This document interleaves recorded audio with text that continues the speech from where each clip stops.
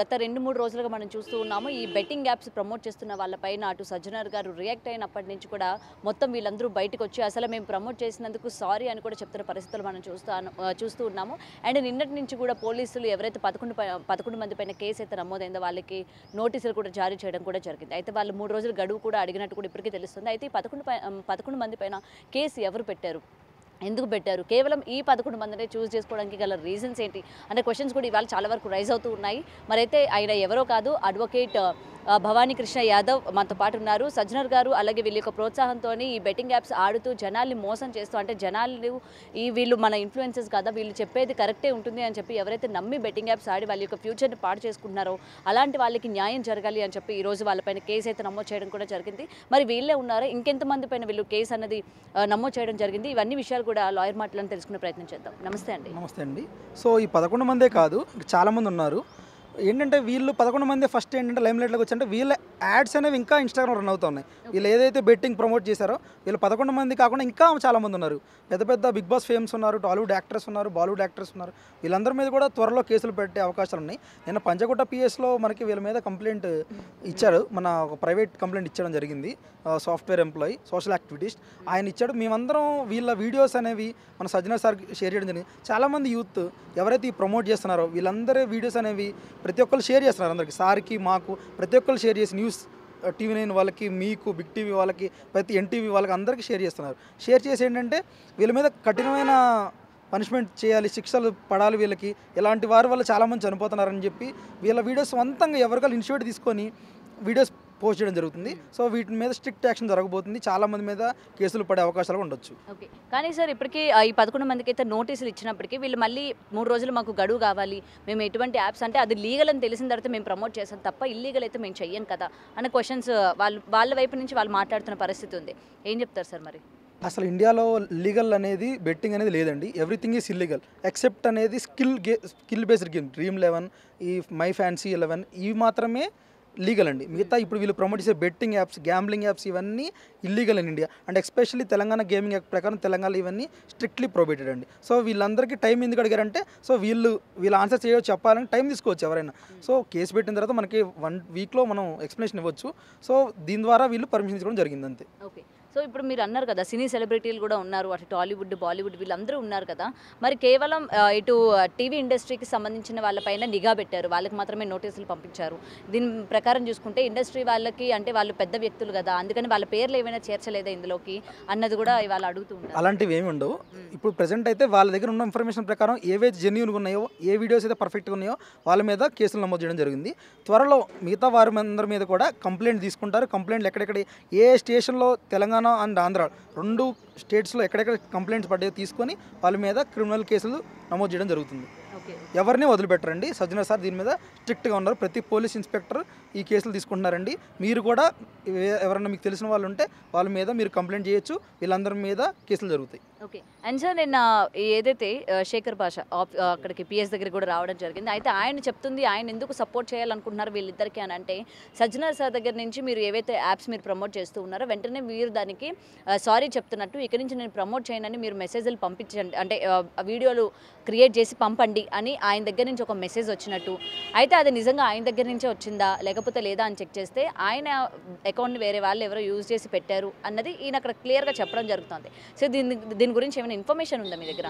Present అయితే ఇన్ఫ్లుయెన్సర్లు అందరూ ఏం చేద్దాం అనుకున్నారంటే వీళ్ళు ఆల్రెడీ బెట్టింగ్ సైట్స్లో వీడియోలు చేస్తున్నారు. సో దీన్ని రెక్టిఫై చేసుకునేందుకు ఎందుకంటే వీళ్ళే ఉన్నారంటే 4 years బ్యాక్ చేసిన వీడియోస్, 2 years బ్యాక్ చేసిన వీడియోస్ అంటున్నారు. కానీ ఇవన్నీ వీళ్ళు రీసెంట్గా చేసిన వీడియోసే. కానీ వీళ్ళు రెక్టిఫై చేసుకునేందుకు మేము ప్రజెంట్ ఈ వీడియోస్ ఏమీ చేయలేదు, పాత వీడియోస్నే వీళ్ళు మళ్ళీ పబ్లిష్ చేస్తున్నారన్నారు. సో దానికి వీళ్ళు ఏం చేస్తారంటే ఇంకా వీళ్ళే చెప్పారు కదా బెట్టింగ్ చేయమని. సో వీళ్ళ నుండే చేయొద్దని వీళ్ళు చెప్తే కొంచెం పనిష్మెంట్ తగ్గిద్దని అవకాశంతో వీళ్ళు రెక్టిఫై అయ్యి వీళ్ళు చెప్పుకుంటున్నారు అంతే ఇన్ఫ్లుయెన్సర్లు. ఓకే, అంటే సార్ దగ్గర నుంచి ఎటువంటి మెసేజ్ కూడా వెళ్ళలేదా వీళ్ళకి?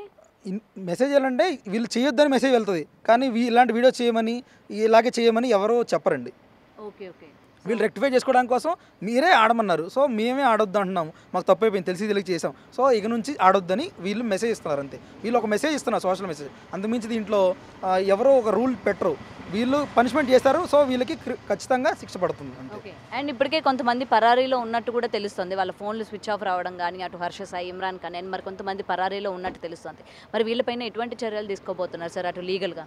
లీగల్గా వీళ్ళందరికీ సర్టన్ టైం లిమిటేషన్ ఇస్తారండి. ఈ టైంలో రాకపోతే వీళ్ళందరి మీద నాన్ బెయిలబుల్ వారెంట్ ఇష్యూ అవుతుంది. వీళ్ళందరినీ రిమాండ్ చేస్తారండి. ఖచ్చితంగా వీళ్ళు ఎక్కడున్నా ఇండియాలో ఏ మూలన ఉన్నా కానీ పట్టుకొని తీసుకొస్తారు. సో వాళ్ళందరికీ వాళ్ళు వస్తే పనిష్మెంట్ తగ్గే అవకాశం ఉంటుంది. లేకపోతే మాత్రం ఇంకా కేసులు పడే అవకాశాలు ఉంటాయి. ఓకే. అండ్ సార్ ఇప్పుడు మీరు మొత్తం కూడా చెక్ చేస్తారు కదా, వీళ్ళు ఎటువంటి బెట్టింగ్ యాప్స్ ప్రమోట్ చేశారు, దీని ద్వారా అంటే వీళ్ళ యొక్క కూపన్ కోడ్స్ యూజ్ చేసి ఎంతమంది ఆడారు, ఎంతమంది వాళ్ళ ప్రాణాలు కోల్పోయారు అని దానిపైన మీరు చూస్తూ ఉంటారు కదా. మరి వాళ్ళ నుంచి ఎవరైనా వచ్చి మేము పలానా వ్యక్తి చెప్పబట్టే మేము ఆడాము అని చెప్పి కానీ కేసు కనుక పెట్టినట్లయితే ఏం చెప్తారు? మరి గతంలో చాలామంది యువత చనిపోయారండి. చిన్న చిన్న గ్రామాల్లో కూడా ఈ బెట్టింగ్ లాడి చనిపోయారు. వాళ్ళు ఆల్రెడీ కేసులు వేశారు. బెట్టింగ్ సైట్స్లో డబ్బులు పోయి మనస్తాపంతో వీడియోలు కూడా పెట్టారు. కానీ వాళ్ళు ఎక్కడ మెన్షన్ చేయలేదు పలానా ఇన్ఫ్లుయెన్సర్ చెప్పాడు పలానా. కానీ వాళ్ళు ఏంటంటే ఇన్ఫ్లుయెన్సర్ చెప్పినట్టు లింక్ ఓపెన్ చేస్తారు. ఇన్ఫ్లుయెన్సర్ని గుర్తుపెట్టుకోరు. వీళ్ళు ఇప్పుడు చెప్తున్నారు ఆన్ ద టైం మీరు చెప్తున్నారు బిగ్ టీవీ వచ్చింది మనం మాట్లాడుతున్నాం ఇదే గుర్తుంటుంది. కానీ తర్వాత 10 రోజుల తర్వాత మనం ఎక్కడ ఇంటర్వ్యూ ఇచ్చామని చెప్పలేం కదా మనం. సో ఆ లింక్ ఓపెన్ చేసినప్పుడు వాళ్ళు ఆడి నష్టపోతారు. అంటే ఒక రోజు నష్టపోరు, 1-2 months తర్వాత నష్టపోతారు, చనిపోతారు. చనిపోయినప్పుడు వీళ్ళు కేసు రిజిస్టర్ చేస్తారు. దాని మీద చాలామంది చనిపోయి ఉండే తెలంగాణ ఆంధ్రప్రదేశ్లో మనం ఆర్టీఐ ఫైల్ చేస్తే మనకి ప్రతి డేటా వస్తుంది. ఎంతమంది చనిపోయారు, ఎంతమంది సూసైడ్ చేసుకున్నారు, సూసైడ్ వీడియోస్ కూడా ఉన్నాయండి ప్రస్తుతం మార్కెట్లో. ఓకే. మరి ఇప్పుడు దీన్ని బట్టి మీరే అన్నారు వాళ్ళ పేర్లు కూడా గుర్తు పెట్టుకోలేకపోవచ్చు అని చెప్పి. మరి పేరు గుర్తులేనప్పుడు వీళ్ళు తప్పించుకునే ప్రయత్నం కూడా ఉంటుంది కదా ఇక్కడ, అంటే వీళ్ళు తప్పించుకోవడానికి ఛాన్సెస్ ఉంటాయి కదా? ఛాన్సెస్ ఉండడానికి లేదండి. వీళ్ళన్ని వీడియోస్ అనేవి ఆల్రెడీ ఇంటర్నెట్లో సోషల్ మీడియాలో ప్రజెంట్ అయిన మార్కెట్లో ఉన్నాయండి. ఈ వీడియోస్ అన్ని తీసుకొని వీళ్ళు ప్రమోట్ చేశారు. వీళ్ళ ద్వారా ఎంతమంది లాగిన్ అయ్యారు, వీళ్ళు లాగిన్ కోడ్స్ ఉంటాయి, యూజర్ కోడ్స్ ఉంటాయి, వీళ్ళకి ఎంత డబ్బులు వచ్చినాయి, ఎంత డబ్బులు వెళ్ళినాయి బయటికి, వీళ్ళు ఎంత ఇన్కమ్ ట్యాక్స్ కట్టారు, ట్యాక్స్ కట్టకుండా ఉన్నాయి ఎంత, ఇదంతా వాళ్ళకి తెలుస్తుంది. డేటా అంతా తీసిన తర్వాత ప్రతి వాళ్ళ మీద సెక్షన్స్ ఇంక్లూడ్ చేసి ఫర్దర్గా ప్రొసీడ్ అవుతారండి పోలీస్ వారు. అండ్ సార్ మీరు చూసినట్టయితే నిన్ననే నాన్మిష్ ఒక వీడియో రిలీజ్ చేయడం కూడా జరిగింది, హర్ష సాయితో మాట్లాడిన వీడియో. సో వాళ్ళకి డబ్బులు ఏ విధంగా వస్తాయి, దానికి ట్యాక్స్ కట్టాల్సిన అవసరం కూడా లేదు, జీఎస్టీ కట్టాల్సిన అవసరం లేదు అని కూడా చెప్పడం జరిగింది. అండ్ మీరు ఇప్పుడు చెప్తుంటే వాళ్ళకి ఎంత ట్రాన్సాక్షన్స్ అయినాయి, ఎంత ట్యాక్స్ పే చేశారు ఏంటి అని అంటున్నారు. మరి ఇక్కడ ఏంటంటే అసలు ట్యాక్సే కట్టకుండా మాకు మనీ వస్తుంది అని చెప్తున్నారు. మరి ఈ కోణంలో అయితే ఇక్కడ మరి వీళ్ళు దొరికే ఛాన్స్ లేదు కదా? వీళ్ళు బ్యాంక్ అకౌంట్స్కే రావాలి కదా. ఇఫ్ సపోజ్ ఆఫ్లైన్లో అమౌంట్ తీసుకున్నారనుకోండి అక్కడ దొరకరు. కానీ వీళ్ళు అకౌంట్స్లో పడ్డ ట్రాన్సాక్షన్ చూసుకోవాలి కదా. ఇప్పుడు బెట్టింగ్ ఆడుతున్నారండి, బెట్టింగ్ ఆడే వాళ్ళ దాంట్లో డిపాజిట్స్ ఉంటాయి, విత్డ్రాల్స్ ఉంటాయి. డిపాజిట్ ఎక్కడి నుంచి పడుతుంది, ఈ అకౌంట్ నుంచి నీకు పైసలు ఎందుకు పడ్డాయి, ఈ అకౌంట్ నుంచి ఎందుకు డబ్బులు పడ్డాయి. ఆల్రెడీ సైబర్ క్రైమ్ కంప్లైంట్స్ కూడా పడి ఉంటాయి. 1930 కాల్ చేసి డబ్బులు పోగొట్టుకున్న వాళ్ళు కంప్లైంట్ చేసి ఉంటాయి. ఆ కంప్లైంట్స్లో ఎవరెవరికి వెళ్ళిన అకౌంట్ ఎంతెంత అమౌంట్ వెళ్ళినాయి కానీ మనం every year IT returns file చేస్తాం కదా. సో మీ దగ్గర ఎంత అమౌంట్ ఉందని ఐటీ రిటర్న్స్లో తెలిసిపోతుంది కదా బ్యాంక్ అకౌంట్స్లో. వీళ్ళు క్యాష్ వెళ్తే ఆఫ్లైన్ అయింది, వీళ్ళు ఖచ్చితంగా పేమెంట్ తీసుకుంటే మాత్రం ఖచ్చితంగా దొరికే అవకాశాలు ఉంటాయండి. అండ్ వీళ్ళు వీడియోస్ ఉన్నాయి కాబట్టి, వీళ్ళు అడ్మిట్ అయిన వీడియోస్ ఉన్నాయి కాబట్టి అవి సరిపోతాయి చాలు. ఓకే. ఓకే. సో వీళ్ళకి ఏదైతే 3 రోజులు గడువు ఇవ్వడం జరిగిందో ఇది దేని గురించి ఇచ్చారంటే ఏం చెప్తారు? అంటే వీళ్ళు ఏమైతే ఎక్స్ప్లెనేషన్ ఇద్దాం అనుకుంటున్నారో పోలీస్ వారు వీళ్ళ క్వశ్చన్స్ ఫ్రేమ్ చేద్దాం. వీళ్ళు మీరు వేరే చోట ఉండొచ్చు, కొంతమంది అవైలబుల్ ఉండకపోవచ్చు, హెల్త్ ఇష్యూస్ ఉండొచ్చు. సో వీళ్ళు పర్టికులర్ టైం అడిగారు. సో ఈ టైం ఫ్రేమ్లో వాళ్ళు వచ్చి పోలీస్ వారికి వాళ్ళు అడిగే ప్రశ్నలకి జవాబులు చెప్తారని ఆశిస్తున్నాం అంతే. సో ఇంకా కొంతమంది కేసు ఫైల్ చేస్తున్నాము అన్నారు. సుమారు ఇంకా ఎంతమంది పైన కేసు వేస్తున్నారు సార్? ఇంకా చాలామంది వందల్లో ఉండొచ్చండి ఇన్ఫ్లుయెన్సర్లు అందరూ. దొరకని ఇన్ఫ్లుయెన్సర్లు చాలామంది ఉన్నారు, దొరికిన వాళ్ళు జస్ట్ 1% అండి. ఇన్స్టాగ్రామ్లో మీరే చూడండి, ఓపెన్ చేసి బెట్టింగ్ సైట్స్లో ఎంతమంది ప్రముఖమైన బిగ్ బాస్ సెలబ్రిటీలు, టాలీవుడ్ యాక్ట్రెస్, బాలీవుడ్ యాక్ట్రెస్ వీళ్ళందరూ ప్రమోట్ చేసిన వీడియోస్ అందరి దగ్గర ఉన్న ప్రతి వాళ్ళు స్క్రీన్ రికార్డ్ చేసి పంపించడం జరుగుతుంది. ఓకే. సో మీ నెక్స్ట్ స్టెప్ ఏంటి సార్?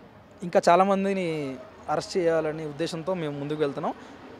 అమాయకమైన విద్యార్థులు బలవుతున్నారు. చదువుకోవడానికి తీసుకున్న ఫీజులు కూడా వీళ్ళు బెట్టింగ్ సైట్స్లో డిపాజిట్స్ ఆడి నష్టపోయి చాలామంది తల్లిదండ్రులు కన్నీటికి కారణమైన వీళ్ళందరినీ కఠినంగా శిక్షించాలని కోరుకుంటున్నాం.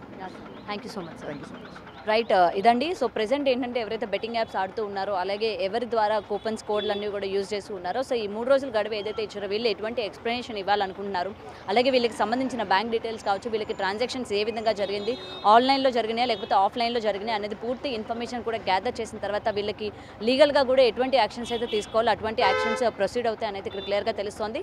అండ్ వీళ్ళే కాకుండా అటు ఇన్ఫ్లుయెన్సర్స్ ఇప్పటికీ కూడా ఎంతమంది అయితే ఇన్ఫ్లుయెన్సర్స్ ఉన్నారో వాళ్ళు, తెలుగు ఇండస్ట్రీకి సంబంధించిన వాళ్ళు, సీరియల్ యాక్టర్స్, సో వీళ్ళందరికీ దాదాపు 100 మందికి పైగా ఇంకా కేసెస్ నమోదు అవుతున్నాయి అనేది ఇక్కడ మనకి క్లియర్గా కనిపిస్తుంది. మరి రానున్న రోజుల్లోని ఇంకా ఎంతమంది పైన కేసు ఫైల్ అవుతుంది, ఇంకా ఎవరెవరు ఈ లిస్ట్లో ఉన్నారు, ఒకవేళ వాళ్ళు వీడియోస్ డిలీట్ చేసినప్పటికీ వాళ్ళ ఏమాత్రం కూడా వాళ్ళు ఎస్కేప్ అయ్యే ఛాన్సెస్ లేవు అనేది ఇక్కడ క్లియర్గా అడ్వకేట్ అయితే చెప్పడం జరుగుతుంది. కెమెరామెన్ పరశురామ్తో గౌతమి రిపోర్టింగ్, హైదరాబాద్.